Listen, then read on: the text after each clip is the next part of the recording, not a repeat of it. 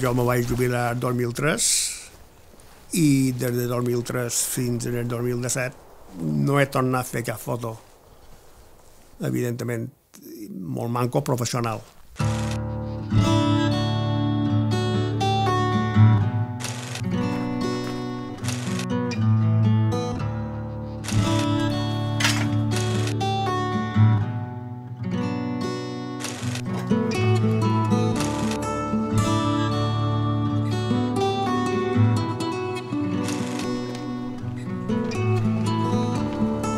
La feina és reporteria molt gràfic. Per tant, si no hi ha un incendi o hi ha un accident o hi ha una roda de premsa important, no hi ha foto. I com en aquest cas ja no existeix, pues jo, en lloc de cortar-me la coleta, vaig penjar la màquina.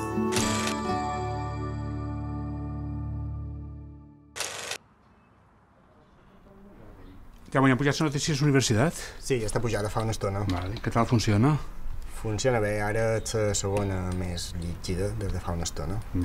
Perfecte. Molt bé, Jaume. En Joan Llompart, que és el seu nom autèntic, encara que tothom dins el món de la fotografia i del periodisme el coneix com a Torrelló, és probablement un dels millors, si no el millor, fotoperiodista que hi ha hagut en aquestes illes. I quan dic que és millor, no ho dic potser per la seva qualitat tècnica, que també la tenia i era molta, sinó perquè, a més, en Joan Torrelló sabia cercar qualque cosa més. En Joan Torrelló sabia que una fotografia ha de dir alguna cosa. No només ha de ser guapa, ben feta, tècnicament impecable, sinó que ha d'expressar alguna cosa. I ell, per això, sempre contava una cosa. Les fotografies no se fan en la càmera. Les fotografies se fan a dins el cap. És a dir, que les fotografies se pensen, se veuen, se mira el personatge, se mira quina és la notícia i després se fa la fotografia.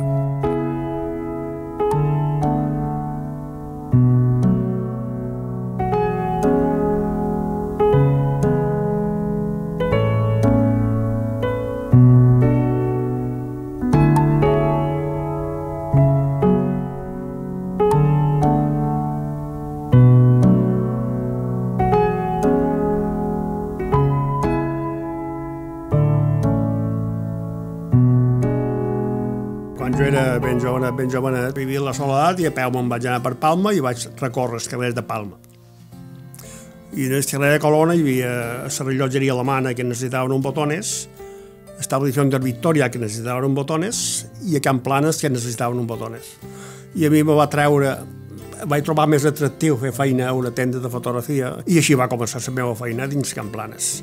Feia de botones, llavors vaig entrar com a empleat de la central que obriren a Tori Maura i d'allà jo tenia el gusanillo de prendre fotografia i passar al laboratori. I al laboratori vaig començar a revelar carretes i a fer còpies. I allà, evidentment, és quan t'aprens realment el que és la fotografia del laboratori, d'en blanc i negre i gris.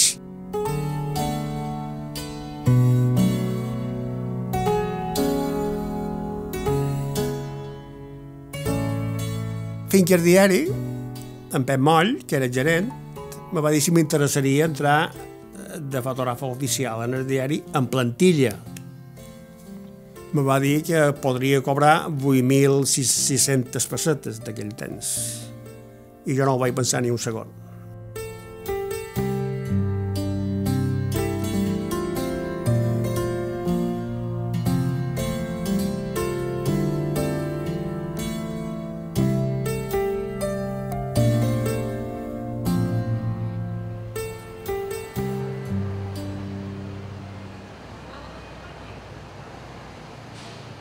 Bé, en els anys 60 la fotografia era una fotografia en blanc i negre i en paper.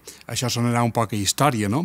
Però en aquell temps el fotògraf se n'anava amb un rodet, feia la imatge, feia la fotografia, arribava en el diari, treia el rodet, revelava el rodet, el secava, després anava mirant a través d'una ampliadora, imatge per imatge, quines eren les fotografies que més li agradaven i aquelles que li agradaven les passava a paper. Des de com feia la foto fins que podia obtenir l'arxiu en paper o el negatiu, el temps de durada solia ser mínim d'un dia, perquè tu feies la foto, havies d'anar en el laboratori que tinguessis de confiança a revelar i te podien potser fer qualque favor extraordinari per tenir alguna en 2 o 3 hores, però usualment era un dia o 2 dies de tenir les fotos. I després s'entregaven i se feien una altra part del procés que era passar-la a fotolit, perquè se pogués dur a la rotativa i imprimir-se.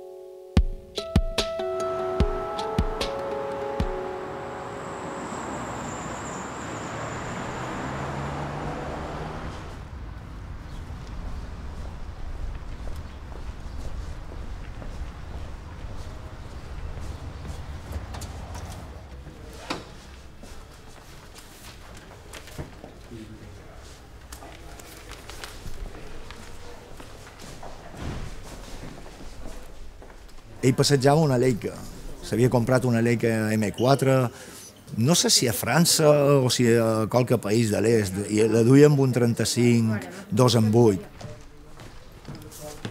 Una òptica molt normal, però amb una qualitat excepcional. I això era el que ell pretenia, vull dir, que el que fes tingués qualitat també, fotogràfica, en tots els aspectes i tècnica.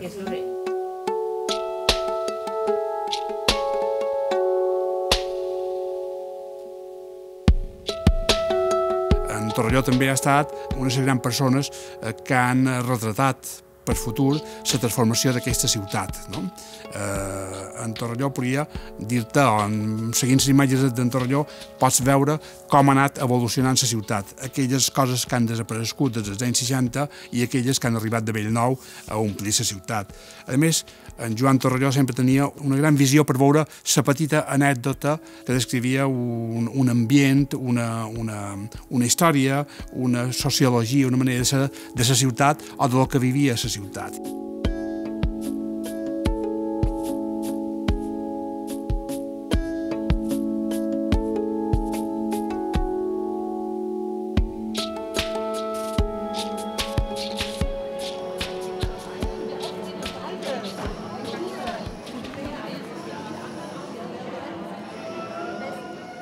Fotos d'en John Lennon, d'en Jimi Hendrix, tots els famosos que ha fotografiat, però no només perquè fossin famosos, com els fotografiava. Això és el que ha de veure.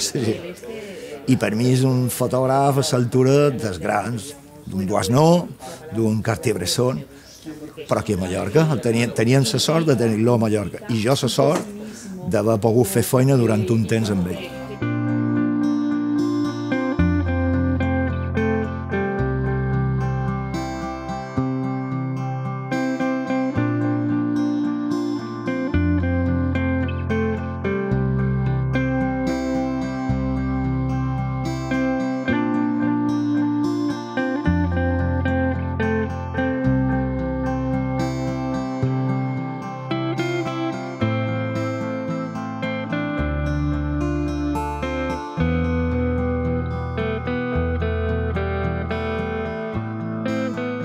Aquest dia de la foto de la reina en el príncep estava fet d'esposado clàssic de tots els anys, i en el final hi havia una escala que pujava la piscina està baix.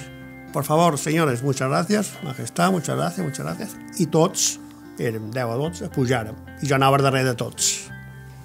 I me vaig girar per dir-li, pues, una vez más, muchas gracias, i me vaig trobar el príncep aferrat a sa mare, com que dir, joli, mamà, ja era hora que se'n nassin, perquè estic cansat i que estic avorrit, i se va apoyar a la seva mamà, com podríem haver fet tots. I jo vaig fer un disparo.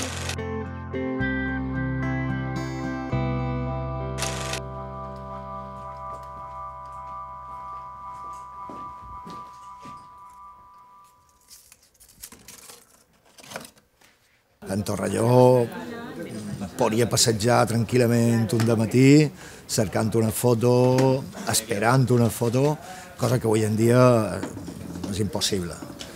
I clar, moltes imatges d'en Torrelló justament són imatges de carrer, però són imatges que veus que l'has esperada o que l'has pensada, que has tingut temps de trascar. I jo crec que la gran diferència del nostre temps en els anys 60 seria això, en el marge de la tecnologia. Vull dir, també era bastant més complicat treure una bona foto.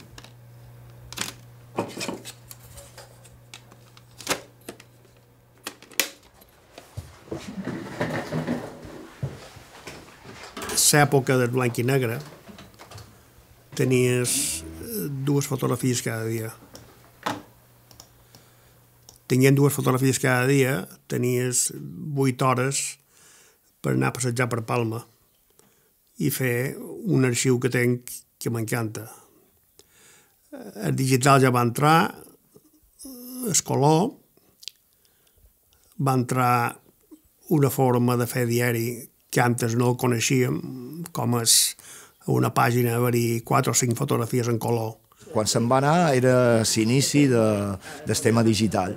I sense més ni menys, d'un dia per l'altre, m'ho donaran una càmera digital amb un ordenador, cosa que jo no havia tocat mai. I bueno, no li agradava massa. Era una cosa... havia perdut un poquet la màgia i no li agradava el tema de s'enfrontar a un ordinador. Els primers dies van ser tremendament horrorosos. La digital sortia un error 303 que encara ara ningú sap què punyetes vol dir. Perquè jo no tenia res que veure ja en la feina que havia fet. Jo crec que ell veia que jo sabia que va. Que una època sabia que va.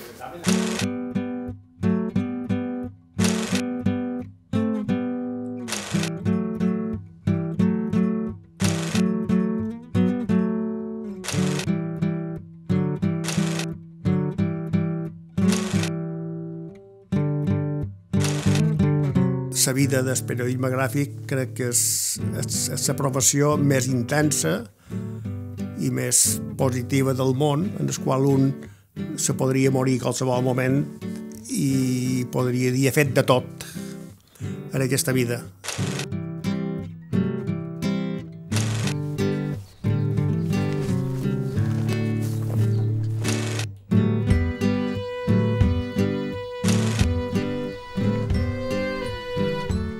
El meu dia a dia ara està embolguiat, que quasi m'aixeco a l'hora que vull, berent, llegeixo el diari com cada dia, vaig arxivant, encara tinc, me pareix que des del 80 sense arxivar.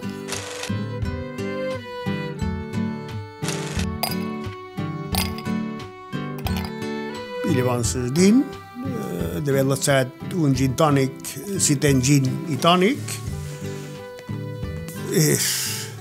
i un poc més d'ordenador. Així la meva vida és horrorosament tranquil·la. I no tinc cap necessitat d'haver de fer cap foto, perquè les fotos que t'hem fetes ja en tenen ben abastament.